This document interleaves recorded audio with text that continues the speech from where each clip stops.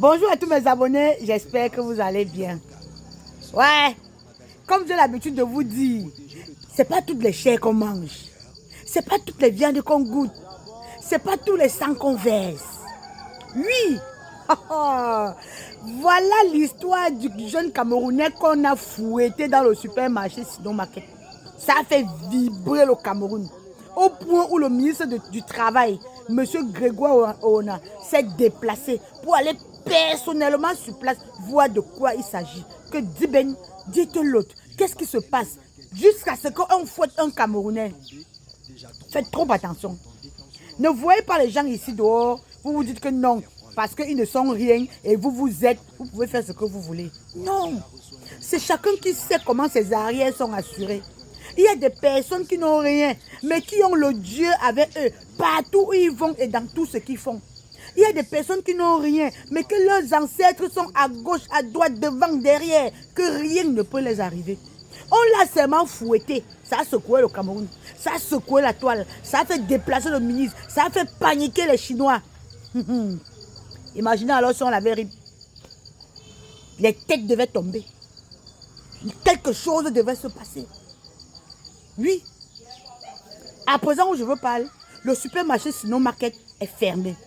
Est fermé parce que le ministre du Travail a décidé de rencontrer personnellement ces Chinois qui donnent des ordres pour des choses pareilles. Parce que la hiérarchie, nos dirigeants ont décidé que ça ne peut pas se passer comme ça dans notre Cameroun. Pas dans le Cameroun des Tofis, pas dans le Cameroun de Roger Mila, pas dans le Cameroun de Pampombia, pas dans ce Cameroun. Ça ne va pas se passer. Pour l'instant, le supermarché Sinon Market est fermé. Oui, il y a eu plein de dénonciations. Donc, c'était leur habitude. C'était leur habitude de tabasser, de fouetter, de fracasser les Camerounais comme ils veulent. Parce qu'ils ont la peau blanche, nous on a la peau noire. Parce qu'ils estiment qu'ils sont venus investir au Cameroun pour embaucher les Camerounais. Ils pensent que c'est un service qu'ils sont venus rendre aux Camerounais. Non, c'est un échange de services. Les Camerounais travaillent pour eux et ils doivent en retour rémunérer les Camerounais, leur respecter. Respectez chaque personne qui vous fait travailler votre argent. Respectez chaque personne qui vous fait travailler votre argent. Regardez la vidéo qui circule en dessous de mon écran. Regardez le bain de foule qu'il y a eu hier lorsque le ministre du Travail s'est rendu là-bas. Les Camerounais voulaient seulement qu'on arrête les Chinois là. On leur goûte un peu. Pas les bêtises que les Jackie Chan sont venus sur la fait que qui sont forts là.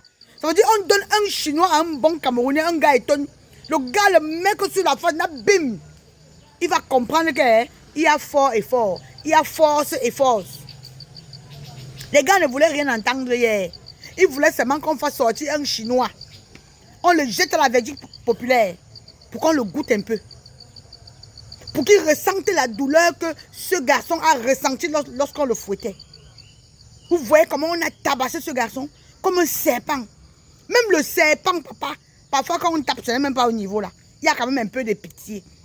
Même le serpent qui est un reptile, que quand on le voit, on a seulement la haine pour lui. Combien de fois un être humain? Et il n'est pas le seul. Il n'est pas le seul. Ils ont l'habitude de le faire encore et encore.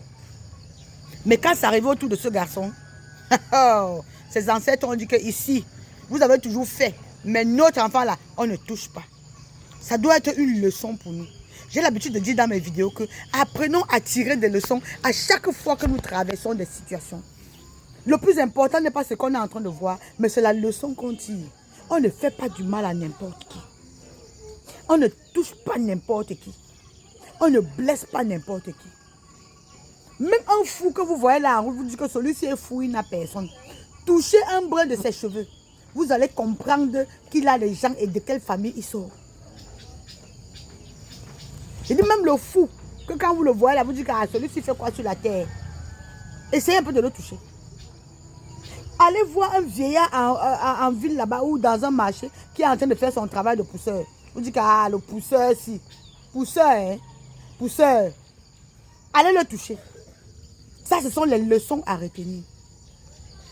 En attendant, le plus important pour nous, c'est de savoir que ce supermarché est fermé et que ce garçon qui a reçu les coups de fouet, une bastonnade pas possible, doit être rémunéré.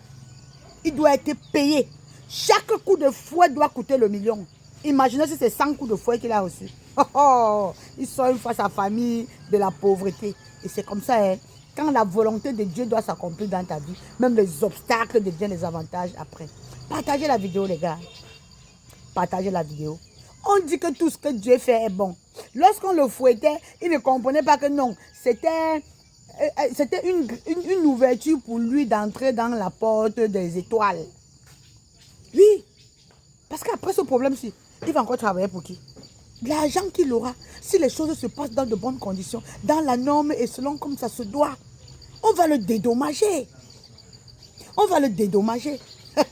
Et il aura un bon capital à la douleur.